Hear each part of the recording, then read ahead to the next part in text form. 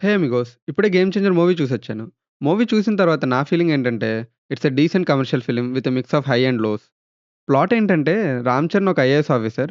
But తను IPS అవ్వాలనుకుని IAS అవుతాడు. అలా ఎందుకు అవుతాడు? అయిన తర్వాత తన కరప్షన్‌ని ఎలా తగ్గించడానికి ఏం చేశాడు? అండ్ ఆ టైంలో తనకి, 'ఎస్‌జే సూర్యకి' మధ్య జరిగే కాన్ఫ్లిక్ట్ ఏంటి? రామ్ చరణ్ ప్లే చేసిన అప్పన్న క్యారెక్టర్‌కి, ఐఏఎస్ రామ్ చరణ్‌కి సంబంధం ఏంటి అనేది మీరు సినిమా చూసి తెలుసుకుంటారు. ఇది 'శంకర్‌కి' కమ్‌బ్యాక్ మూవీ అనలేము. అలా అని డిజాస్టర్ అని కూడా కాదు. It's a good average commercial film. మూవీకి plus points 'Ram Charan', 'SJ Suryah' acting, 'Thaman' BGM. 'SJ Suryah' villain రోల్‌కి కొట్టిన బీజీఎం అయితే చాలా బావుంది. అప్పన్న రోల్‌కి 'రామ్ చరణ్' యాడ్ చేశారు. సపోర్టింగ్ రోల్స్ చేసిన 'అంజలి', 'కైరా అద్వాని', 'నవీన్ చంద్ర', 'శ్రీకాంత్', 'జయరామ్', 'సముద్రగని', 'సునీల్' వాళ్ళకిచ్చిన టైంలో వాళ్ళు పెర్ఫార్మ్ చేశారు. నెగెటివ్స్ వచ్చేసరికి మూవీని అన్‌ప్రెడిక్టబుల్ అని ప్రమోట్ చేశారు గానీ అంతా ప్రెడిక్టబుల్ గానే ఉంది. డ్రామాని సరిగ్గా ఎక్స్‌ప్లోర్ చేయలేదు. క్యారెక్టర్స్‌కి ఎమోషనల్ డెప్త్ అండ్ కనెక్షన్ తక్కువగా ఉంది. It's definitely one time watchable for Sankranti. మీ ఫ్యామిలీతో కలిసి చూడొచ్చు.